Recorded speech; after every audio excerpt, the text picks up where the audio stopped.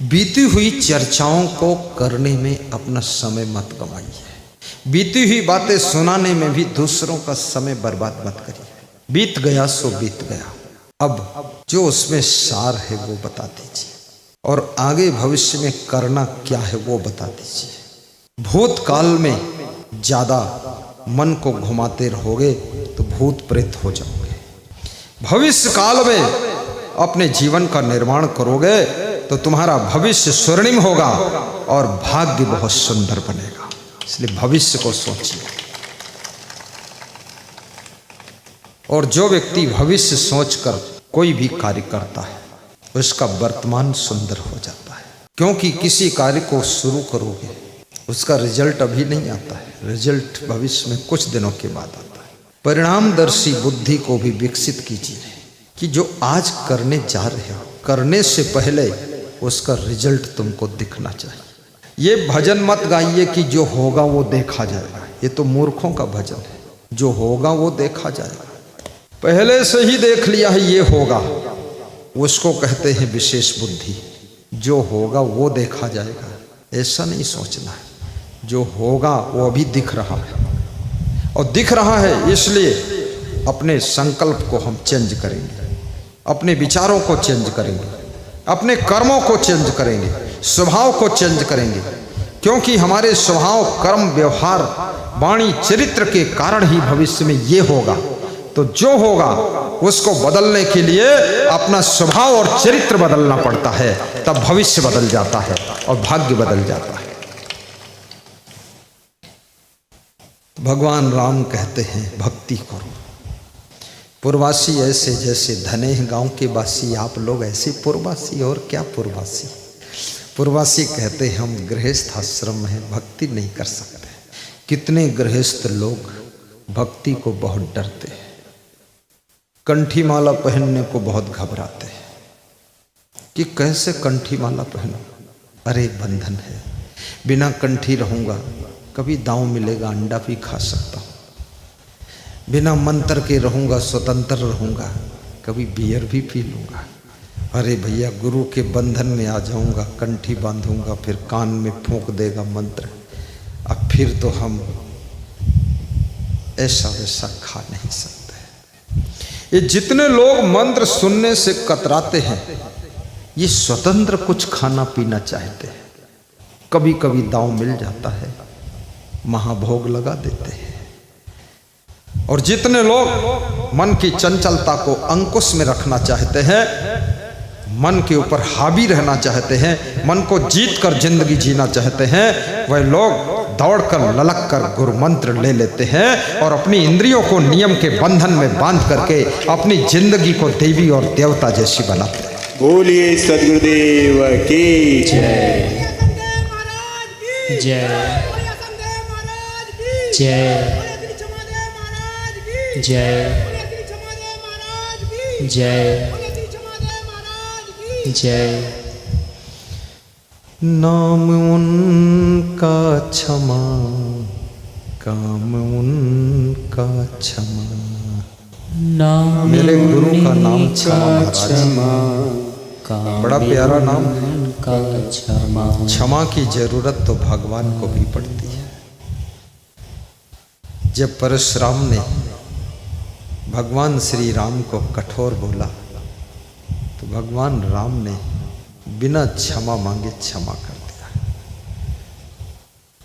जो क्षमा मांगने पर क्षमा करे वो तो इंसान है, और जो बिना क्षमा मांगे क्षमा कर दे वो भगवान राम है। बिना मांगे क्षमा कर दिया। और जब परशुराम को बोध हुआ, बोध होने पर क्रोध की ज्वाला शांत हो गई। जब तक बोध नहीं होता है बड़ा क्रोध रहता है। बोध हो जाता है वही व्यक्ति बिल्कुल शीतल हो जाता है, आइसक्रीम बन जाता है।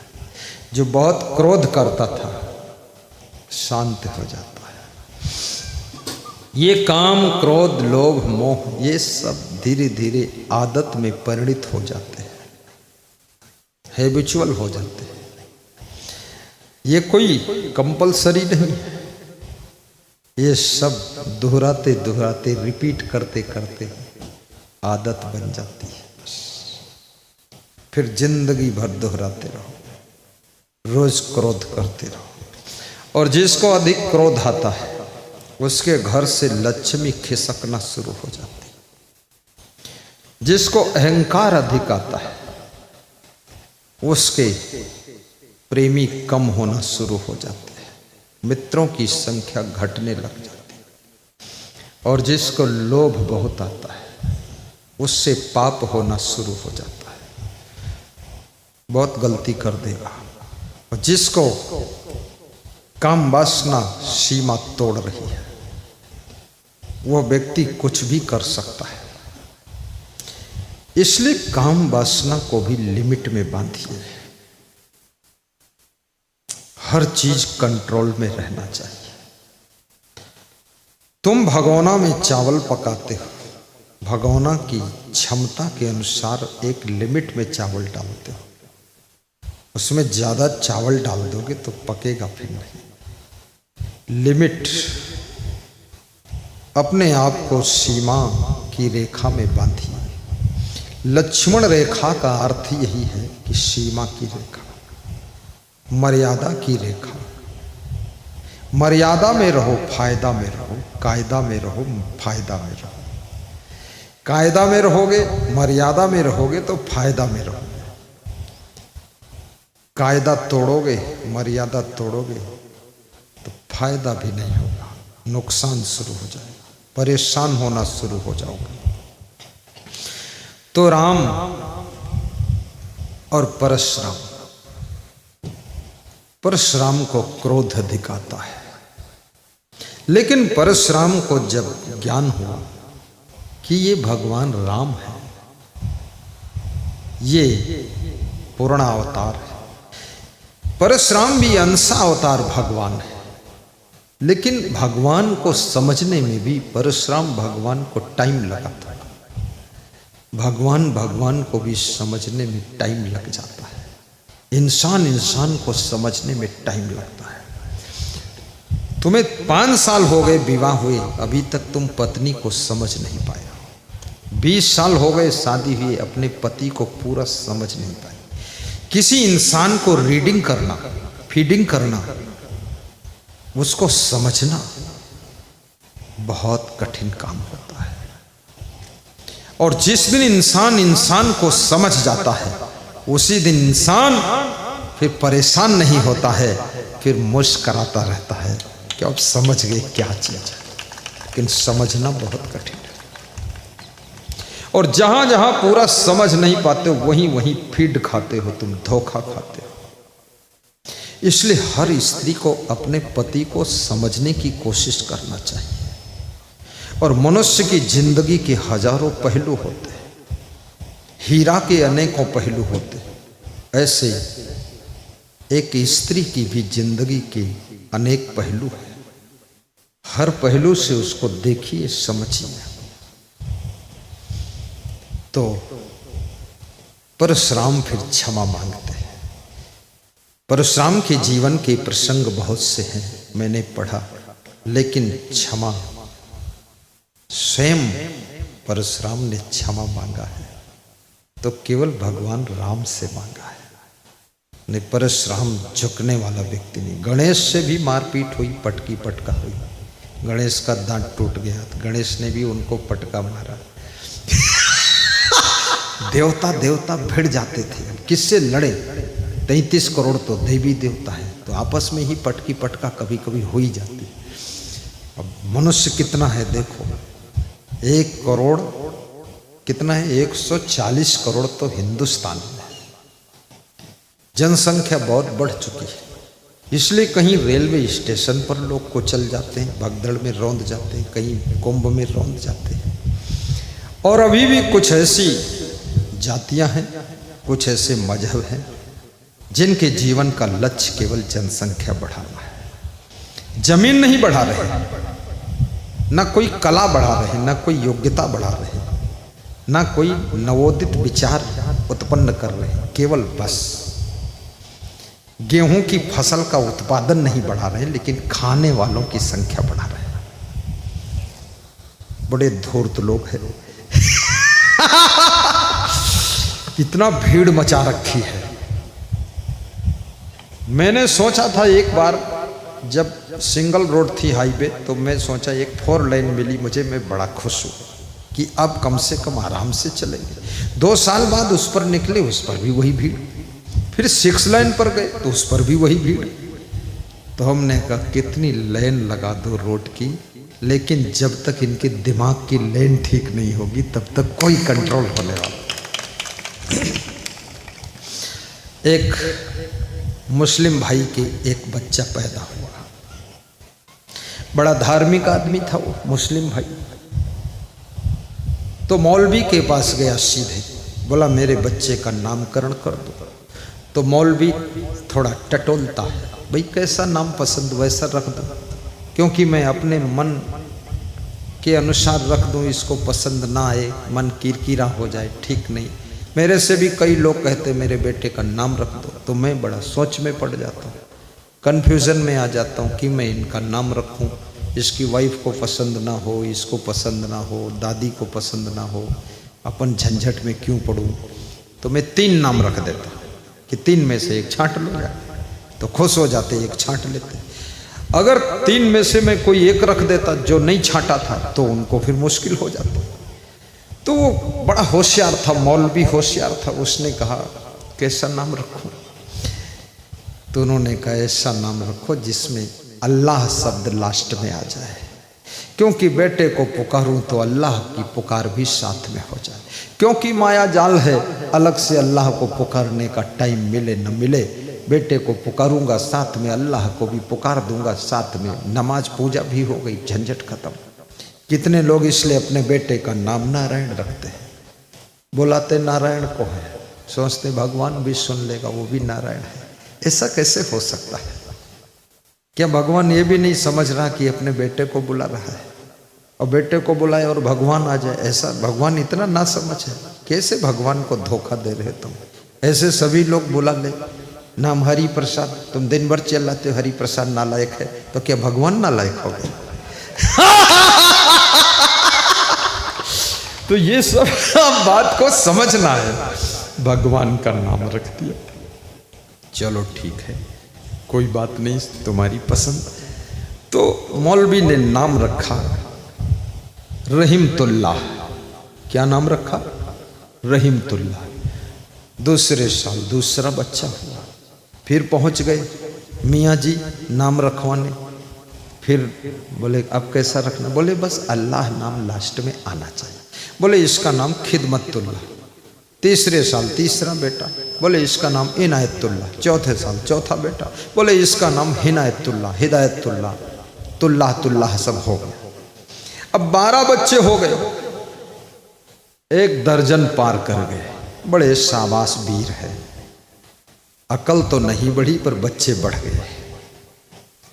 अरे बच्चे बहुत सुअर के होते हैं, कुतिया के होते हैं, इसमें कौन महानता है? नरक पैदा करना क्या, धरती को बर्बाद करना है?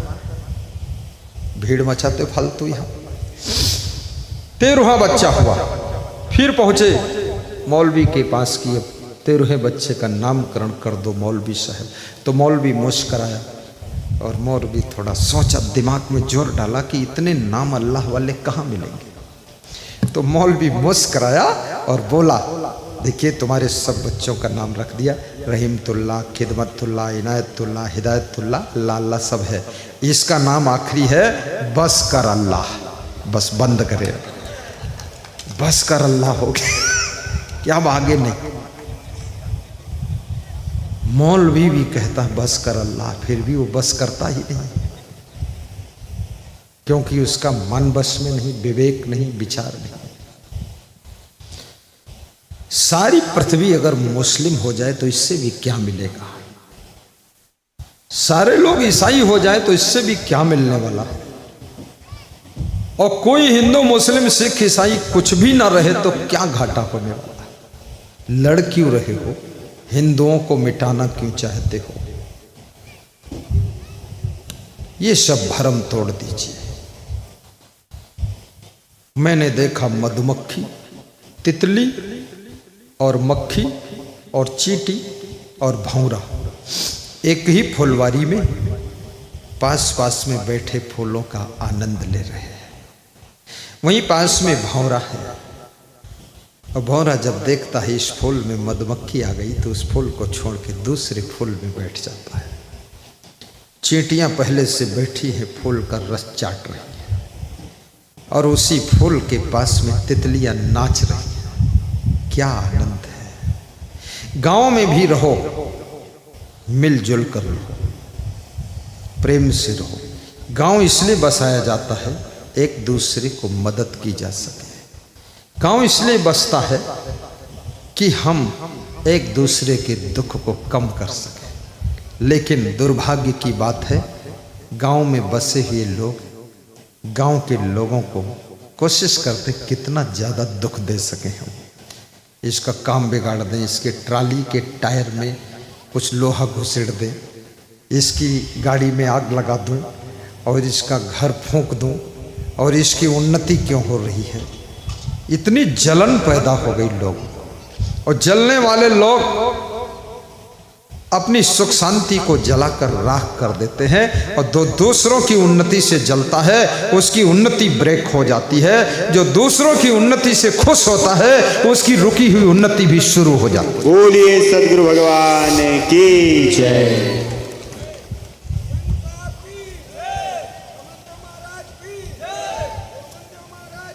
जय हो, जय हो, जय हो।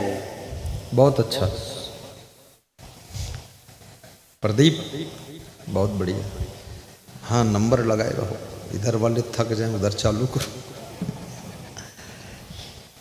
नाम उनका क्षमा, काम उनका क्षमा।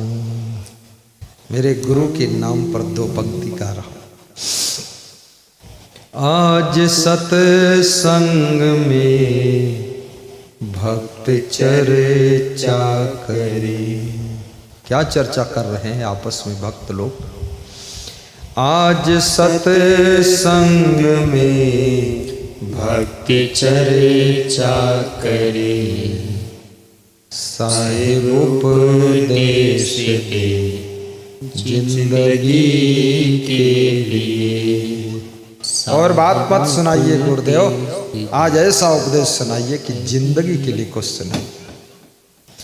साहिब उपदेश दे जिंदगी के लिए, जिंदगी चाहिए बंदगी के लिए, बंदगी चाहिए बंदगी के लिए, बंदगी चाहिए जिंदगी के लिए। आज आए गुरु धन्य हम सब हुए, आज आए गुरु धन्य हम सब हुए। सर मेरा झुक गया बंदगी के लिए, सर मेरा झुक गया गुरु नमन के लिए, गुरु नमन के लिए, प्रभु नमन के लिए। बंदगी चाहिए जिंदगी के लिए, जिंदगी चाहिए बंदगी के लिए, बंदगी चाहिए जिंदगी के लिए।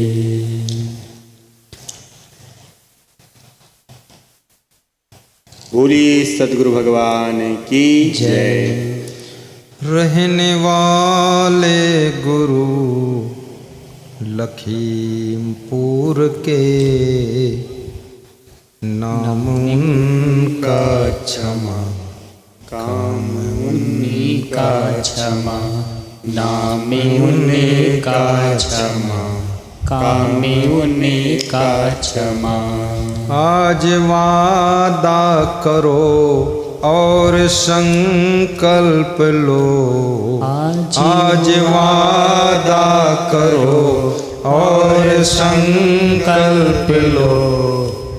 कर्म अच्छे करो जिंदगी के लिए, कर्म अच्छे करो जिंदगी के लिए। जिंदगी चाहिए बंदगी के लिए, जिंदगी चाहिए बंदगी के लिए, बंदगी चाहिए जिंदगी के लिए, बंदगी चाहिए जिंदगी के लिए। बोलिए सद्गुरु भगवान की जय।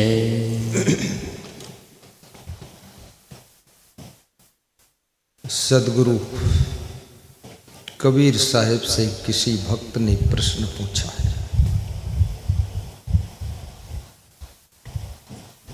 संसार में सुख कहाँ है, सुख कैसे मिलेगा? हम ढूंढते सुख हैं लेकिन मिलता दुख है, इसका क्या कारण है? कबीर साहिब कहते हैं,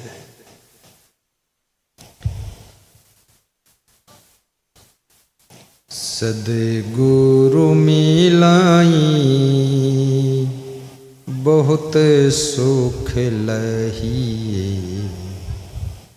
सद्गुरु मिलाई बहुत सुख लहिए, सद्गुरु शब्द सुधारे, सतगुरु शब्द सुधारे, कहीं कबीर ते सदा सुखी है, कहीं कबीर ते सदा सुखी है। जो यह पद ही विचारे, जो यह पद ही विचारे, सतगुरु मिलई बहुत सुख लहिए। संत कबीर गुरु मिलहि समझा रहे हैं, बहुत सुख लहिए। यदि सद्गुरु मिल जाए तो बहुत सुख मिल जाता है। कैसे? जैसे शक्कर मिल जाए तो मिठास मिल जाती है, फूल मिल जाए तो खुशबू मिल जाती है। ऐसे सद्गुरु मिल जाए तो ज्ञान मिलता है, और ज्ञान मिलता है तो ज्ञान से सुख मिलता है। नास्त ज्ञानात् परम सुखम, नीतिकार कहता है, ज्ञान से बड़ा सुख देने वाला कोई नहीं है आपको, और ज्ञान सद्गुरु भगवान से मिलता है। इसलिए सद्गुरु की तलाश करो, सच्चे गुरु को ढूंढो। बिना मार्गदर्शक के सुबह से शाम तक चलते रहो, लेकिन मंजिल पर नहीं पहुंचोगे। सद्गुरु ऐसे है जैसे मार्गदर्शक है। सद्गुरु के बताए हुए मार्ग पर थोड़ा सा चलोगे और सुख की मंजिल आ जाएगी। सद्गुरु मिले बहुत सुख लही है। जिनको बहुत सुख पाना है वो सुख न ढूंढे, वो सद्गुरु को ढूंढे, क्योंकि सद्गुरु अपने शब्दों से सद्गुरु शब्द सुधारे। सद्गुरु अपने ज्ञान के शब्दों से तुम्हारी जिंदगी का सुधार करेगा, तुम्हारे स्वभाव का सुधार करेगा, तुम्हारे चरित्र का सुधार करेगा। अपने ज्ञान के शब्दों के प्रभाव से तुम्हारे जीवन को सुधारेगा, जीने का ढंग बदलेगा, तो जिंदगी का रंग बदलेगा। जिंदगी जीते तो सभी लोग हैं, पर जीने का ढंग नहीं आया। जीवन खत्म हुआ तब जीने का ढंग आया। पूरी जिंदगी खत्म हो गई, अब मृत्यु का समय निकट आ गया। तब जिंदगी जीने का ज्ञान हुआ है कि कैसे जीना था, कैसे जी गए। पछताता है दिल यूं रह रह कर, क्या करना था क्या कर बैठे। भूले से जो भूल हुई, हम किसकी तमन्ना कर बैठे। पछताता है दिल यूं रह रह के, क्या करना था क्या कर बैठे। जिंदगी जैसे जीना था, जीने का अंदाज ढूंढ नहीं पाए, और जीने का ढंग ठीक ना हो तो जिंदगी उलझन बन जाती है, जिंदगी समस्या बनती है, जिंदगी खतरा बनती है। जीने का ढंग ठीक नहीं है तो जिंदगी दुख बन जाती है, जिंदगी नरक हो जाती है। कितने लोगों को मैंने कहते सुना है कि हमारी जिंदगी तो नरक हो गई। तो उनसे मैंने पूछा तुम्हारी जिंदगी को नरक किसने बनाया? बोले ये तो नहीं पता चला, लेकिन नरक हो गई। मैंने कहा पता चलेगा क्यों नहीं, ढूंढो पता लगाओ। तो उन्होंने कहा जब से शादी किया तब से नरक हो गई। तो मैंने कहा क्या तुम्हारी पत्नी ने नरक बना दिया? बोले लगता तो वही है, वो नरक बनाती है। तो पत्नी से पूछा तुम्हारी जिंदगी कैसी? बोले मेरी भी नरक हो गई। तो तेरी जिंदगी नरक किसने बनाया? बोले ये भूत बैठा है ना, पति देव। अब पति पत्नी की जिंदगी को नरक बना दिया और पत्नी ने पति की जिंदगी को नरक बना दिया। अब दूसरे के ऊपर थोप रहे कि इसने नरक बना दिया। दूसरा किसी की जिंदगी को नरक नहीं बनाता है, आपका ही चाल चलन जिंदगी को नरक और स्वर्ग बनाता है। पत्नी को बदनाम मत करो श्रीमान जी, अपने पति को भी बदनाम मत करो श्रीमती जी। अपनी जिंदगी को बदलने की कोशिश करो, वाणी को बदलने की कोशिश करो, स्वभाव को चेंज करने की कोशिश करो।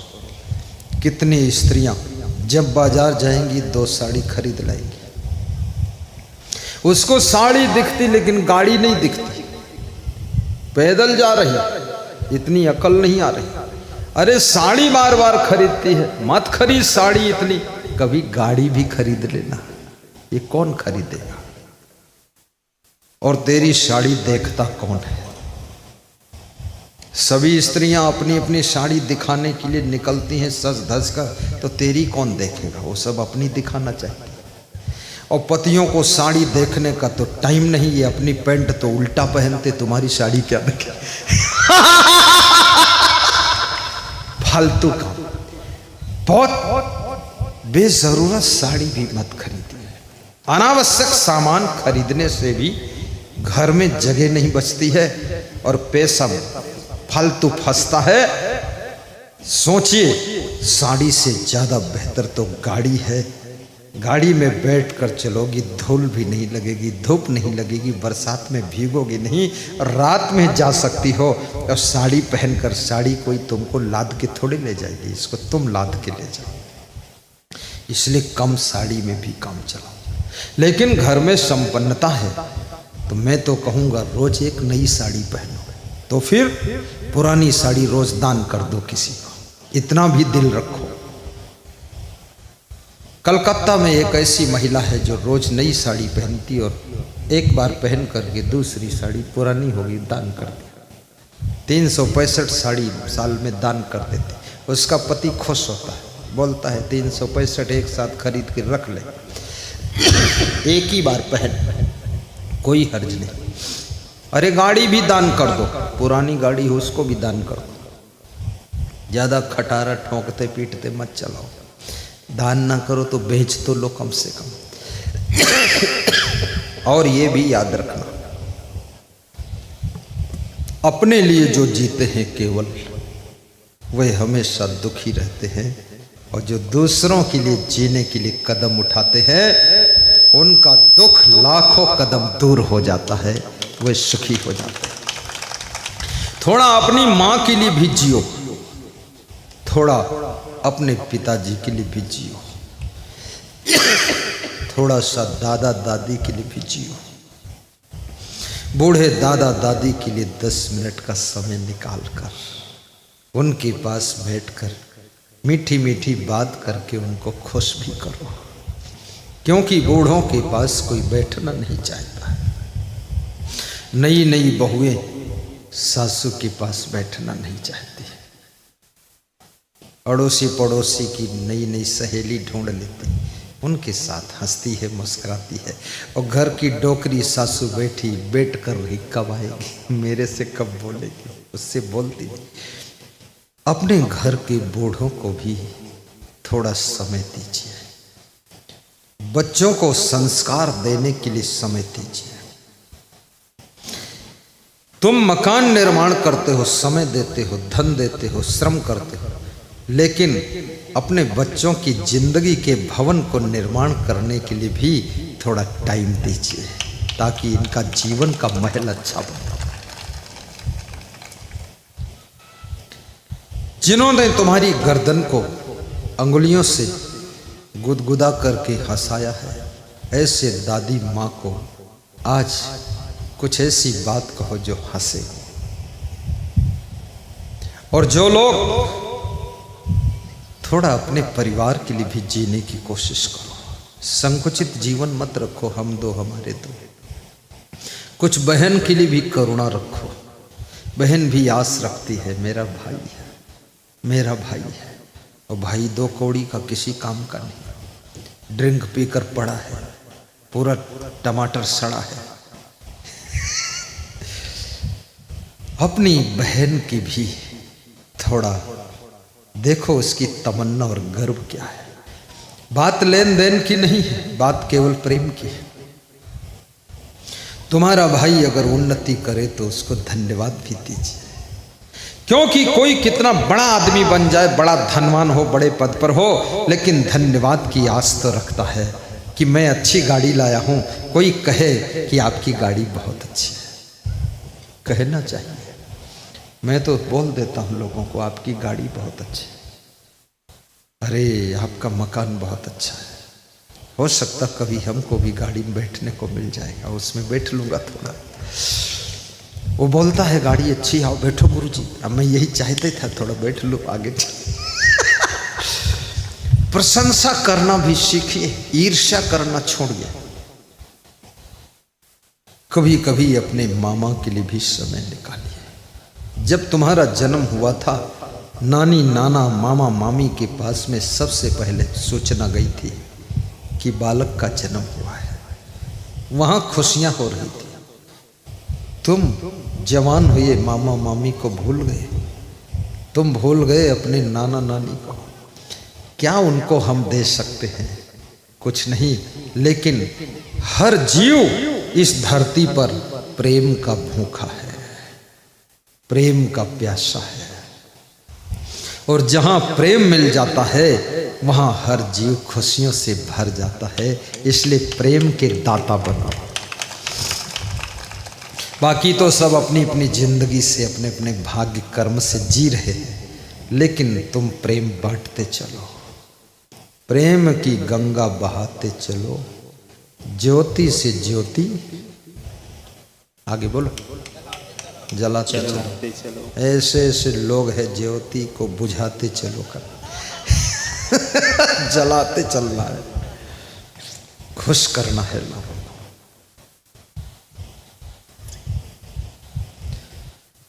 प्रेम की गंगा बहाते चलो, ज्योति से ज्योति जलाते चलो। गाइए, ज्योति से ज्योति जलाते चलो, प्रेम की गंगा बहाते चलो, ज्योति से ज्योति जलाते चलो, ज्योति से ज्योति जलाते चलो। मार्ग में आए दीन दुखी जो, मार्ग में आए दीन दुखी जो, सबको हृदय लगाते चलो, सबको हृदय लगाते चलो। ज्योति से ज्योति जलाते चलो, प्रेम की गंगा बहाते चलो। अपनी माँ को भी खुश करो। मैं सन्यास लिया, मेरी माँ आती थी प्रवचन सुनने कभी कभी, तो मैं तो थोड़ा हंसने वाला संत हूँ, फंसने वाला नहीं हूँ, हंसने वाला। केवल हंसता हूँ, फंसता नहीं कहीं। कोई ये मत सोचना हंसते हैं तो ये फंसते हैं, ना फंसता हूँ ना किसी को फंसाता हूँ, केवल हंसता हूँ और हंसाता हूँ। तो माँ से मैं बोलता था या प्रणाम करने आती थी, खुश हो? बोली हूँ। हमने कहा हूँ क्या, ठहाका लगा के हंसा करो। तो बोली तुम्हारे जैसा हम नहीं हंस पाई थे। हमने कहा तुमने जन्म दिया और हमारे जैसा हंस नहीं पाती हो तुमको तो। बोले हम प्रसन्न रहते हैं, तुम संत बने, अच्छे संत बने, हम बहुत खुश हैं, और तुम अपनी तपस्या करो, साधना करो, हमें कोई दुख नहीं है। माँ से भी थोड़ा बात कर लिया करो। कितने लोग शादी के बाद माँ से बोलना बंद कर देते हैं, और कितनी बहुएं शादी हुई कि अपने पति को ऐसा गुरुमंत्र देती है कि गांव छोड़कर दूसरी जगह किराए कमरा लेकर रहता है कागभूसुंडी। अरे ये माँ तड़फ के मर जाएगी, इसको मिल लो, बोल दो। इसलिए बहुओं को भी इसमें बहुत बड़ा तुम्हारा रोल है। कभी भी अपने पति को 2 की 2, 2 दूना 8 मत पढ़ाइए, जो 2 दूना 4 उतनी रखिए। और पति गलत राह पर जाए तो उसको बोल दो गलत बात है, आज तुम अपनी माँ का सम्मान नहीं करोगे, कल मेरा बेटा, मैं माँ बनूंगी, मेरा क्या सम्मान करेगा? तुम्हारे रजवीर से पैदा हुआ बेटा तुम्हारे खोपड़ी के संस्कार लेकर पैदा होता, उसकी बुद्धि भी तुम्हारे जैसी भ्रष्ट होगी। इसलिए थोड़ा माँ का भी ध्यान रखना, और ये भी ध्यान देना, केवल माँ के पास बैठकर हंसने से माँ खुश नहीं होती। तुम्हारा चरित्र सुंदर होगा तो माँ खुश होगी, तुम्हारे विचार अच्छे होंगे तो पिताजी खुश होंगे, और तुम्हारी रहनी कहनी जीवन शैली और तुम्हारी वाणी स्वभाव व्यवहार बर्ताव सब बड़ा सुंदर होगा। ये असली माँ बाप को खुशी मिलेगी, तुमको अपना मानने वालों को खुशी मिलेगी। संत बनो, अच्छे संत बनो, फिर अपने माँ बाप को टेंशन मत दो, भाइयों को टेंशन मत दो। संत बने तो भी ठीक ठाक संत नहीं बन पाए, बैठ के गांजा पी रहे हैं, बहुत गुस्सा कर रहे हैं। अरे घर छोड़ दिया, गुस्सा क्यों नहीं छोड़ा बाबा जी? ये गांजा क्यों पी रहे हो बाबा जी? पीना है थोड़ा आधा गिलास दूध पी लो। और सारी दुनिया के लोग आस रखते हैं महात्मा जी आशीर्वाद देंगे, और क्या आशीर्वाद दोगे? जो आए मधुर बोलकर प्रेम से हालचाल पूछ लो, और यही कह दो मेरा आशीर्वाद है, आपकी मनोकामना पूर्ण हो। और सिया राम मैं सब जग जानी, करो प्रणाम जोर जुग पानी, यही भावना रखो संत भगवान। गृहस्थ बने हो, गृहस्थी की जिम्मेदारियां बहुत है, थोड़ा रिश्तेदारों को भी संभाल कर रखो, गम खा लो, ज़्यादा जोश में मत रहो, क्षमा भी कर दो। ये तो संसार सब अज्ञानी है, भूला हुआ है, भूल चूक होती रहती है, क्षमा करते रहो, रिश्तों को निभा लो, एक दिन मृत्यु होगी, सब खत्म हो जाएगा खेल। इसलिए थोड़ा छोटे बन करके जी लो। नानक नन्हे होए रहो, जैसे नन्ही दूब, सभी घास जरी जात है, दूब खूब की खूब, दूब खूब की खूब। दूब जानते हो, यहाँ भी दूब लगी है, दूब घास होती है, सब घास जल जाती है, जेठ में दूब हरी भरी होती है। ऐसे ही नन्हे बनो और प्रेम की गंगा बहाते रहो। छोटे छोटे प्राणियों पर भी प्रेम रखो। चिड़ियों को खाना बंद करो, सांप बिच्छू को भी खाना बंद करो, गाय भैंसा मुर्गा बकरा, अरे ये तो बहुत गंदी चीज है सब। अंडा के अंदर सब मुर्गी मुर्गे का रजबीर भरा हुआ है, उसको तुम खाते हो। कितने बड़े पहलवान बनना चाहते हो, हाथी को गिराना है, क्या करना है? बुद्धि का खेल है ये। बहुत पहलवान बनने के लिए बहुत ज़्यादा विटामिन प्रोटीन इकट्ठा करने की ज़रूरत नहीं है। ज़्यादा प्रोटीन बॉडी के अंदर अगर पहुंच गई तो भी बॉडी का बैलेंस बिगड़ता है, बीमार हो जाएंगे आप। और ज़्यादा कार्बोहाइड्रेट पहुंच गया तो भी आप बीमार होंगे। ये सब लिमिट। दाल चावल सब्जी रोटी से सुंदर कोई भोजन नहीं है। कभी कभी पकवान खा लो तो ठीक है, रोज पकवान खाओगे तो पेट खराब होगा, और मांस मछली खाओगे तो पाप होगा। और याद रखना, संतोष पूर्वक कभी कभी खिचड़ी और कढ़ी भी खाओगे तो पेट की बीमारी कढ़कर बाहर निकल जाएगी। खिचड़ी और कढ़ी बहुत बड़ा इलाज है। छाछ और खिचड़ी भी खाइए। छाछ और उस दिन कुछ मत खाओ, केवल छाछ और खिचड़ी, और शाम को दलिया खा लीजिए, फिर फर्स्ट क्लास दलिया दूध वाली, क्योंकि छाछ खट्टी है। खट्टे को मारने का काम दूध करता है। ज़्यादा खटास अंदर पहुंच गई तो एसिडिटी बढ़ जाएगी, ज़्यादा मिठास पहुंच गई तो शुगर बढ़ जाएगी। खटास और मिठास का भी बैलेंस बना कर रहना है। लेकिन तुम तो समोसा मिल जाए तो आधा किलो तो खटाई पी लेते हो, हद मार दिया तुमने। और यदि कहीं गुलाब जामुन मिल जाए तो आधा किलो, कोई हो ना बस आड़ में हो, अकेले हो, फिर आधा किलो। राजस्थान में एक व्यक्ति कह रहा था, मेरे को कोई होना नहीं चाहिए, भोजन एकांत में करता। मैंने कहा कर एकांत में। एकांत में कर रहा था, मैं खिड़की से झांका, 20 बाटी खाया, 20 बाटी। हमने कहा यही एकांत है, ये हाथी है कि साधु है, क्या है? बोले जब से साधु बना कभी कभी पेट भर खाने को मिला। हमने कहा तू साधु बना ही नहीं, तू तो बूढ़ा हाथी बना, फालतू। साधु तो अल्पहारी होता है, जो बहुत आहार करता है, ब्रह्मचर्य की साधना कर ही नहीं सकता। अल्पहारी होना जरूरी है। और बहुत भोजन खाने से कोई सोचे कि हम बुद्धिमान हो जाएंगे, स्वस्थ रहेंगे, ना ना, कभी नहीं, कभी नहीं। जितना कम भोजन करोगे उतना कुशाग्र बुद्धि होती चली जाएगी। बुद्धि घटे बहु भोजन खाए। बहुत भोजन खाने से बुद्धि घट जाती है, और कम भोजन खाने से बुद्धि बढ़ जाती है, और बहुत ज़्यादा भोजन खाने से उम्र घट जाती है, और कम भोजन खाने से उम्र भी बढ़ती है। और याद रखना, कम भोजन करने से बीमारी घटती है, अधिक भोजन करने से बीमारी अधिक बढ़ती है। इसलिए आज संकल्प लेना, कम खाऊं।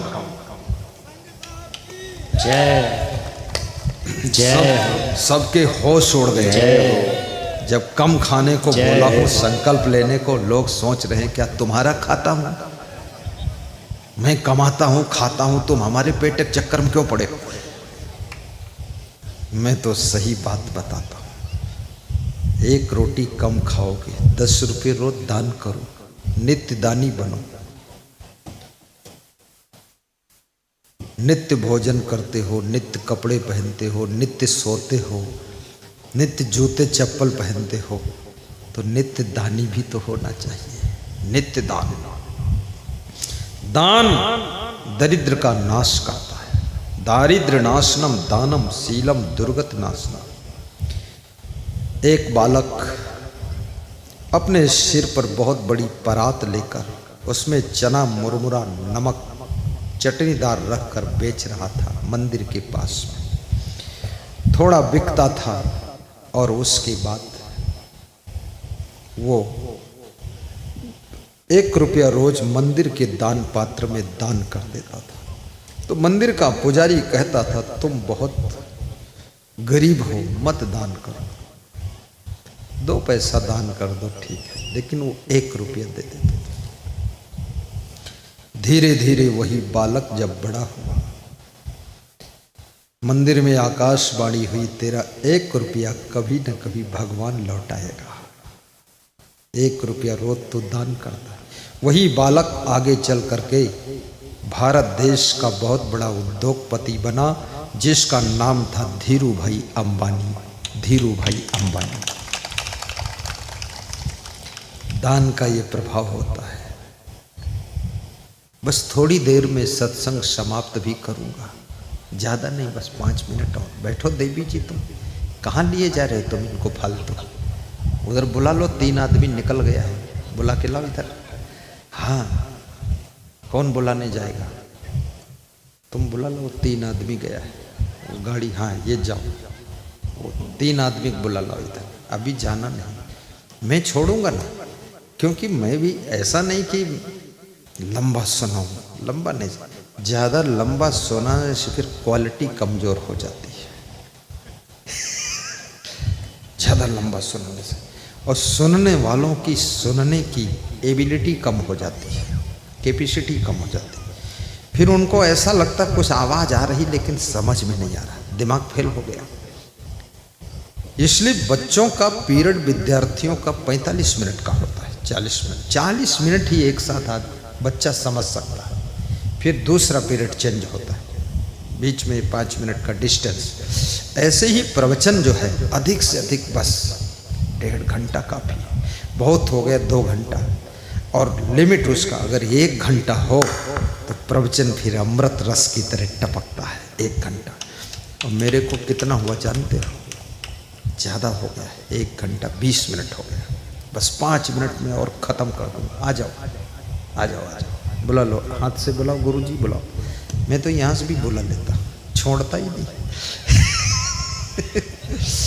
प्रेम हो गया ना, बात नहीं कर रहा, लेकिन देखते देखते प्रेम हो गया। सब बैठे तो आइए, क्या सुना रहा था? कहाँ पर थे? चाहे जहाँ पर थे क्या मतलब है? इतना कहाँ याद रहेगा कहाँ पर थे? अपनी जिंदगी तो याद नहीं कहाँ पर है, थे पूछ रहे हो बस। तो सद्गुरु की तलाश करो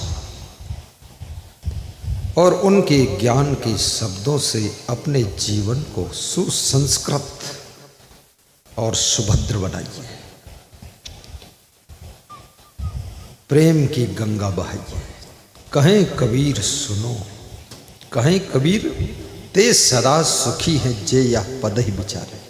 कबीर साहब कहते हैं वह लोग सदा सुखी रहते हैं जो मेरे पद पर विचार करते हैं, अर्थात मेरे शब्दों पर विचार करते हैं, अर्थात जो मेरे ज्ञान की गंगा में डुबकी लगाते हैं।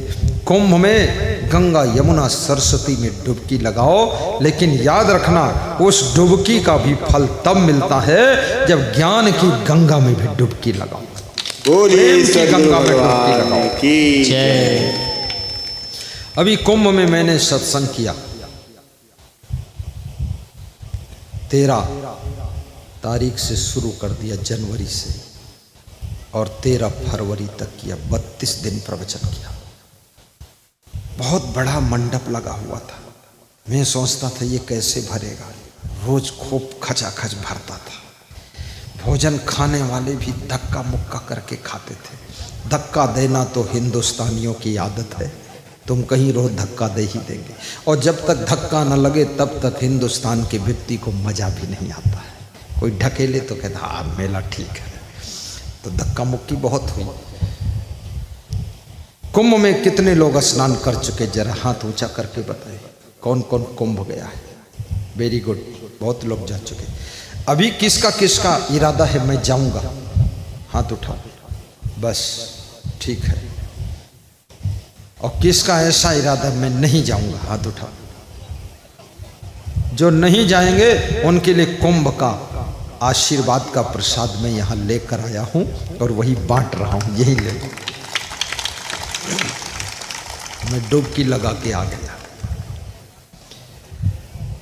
सेवा के कुंभ में स्नान कीजिए, प्रेम के कुंभ में स्नान कीजिए, सद्गुण सदाचार के कुंभ में डुबकी लगा लीजिए। आप सबका जीवन मंगल में हो। भगवान कृष्ण कहते हैं अर्जुन, मनुष्य की जिंदगी नरक ना कोई भगवान बनाता है, ना तो जिंदगी को नरक कोई इंसान बनाता है, ना पति की जिंदगी को नरक पत्नी बनाती है, और ना तो पत्नी की जिंदगी को पति नरक बनाता है। हम अपनी जिंदगी को स्वयं नरक बनाते हैं। कैसे बनाते हैं? अत्यंत कोपः कटुका च वाणी दरिद्रता च स्वजनेषु वैरम नीच प्रसंगा कुलहीन सेवा चिन्हानि देहे नरक स्थिता नाम। नीतिकार कहता है ये 6 लक्षण जिसमें होते हैं उसकी जिंदगी नरक हो जाती है। क्या? जिसको अत्यंत क्रोध आता है, जिसकी वाणी बहुत कड़वी है, नंबर 2। नंबर 3, जो नीच आचरण वालों की संगत करता है, नंबर 4, और जो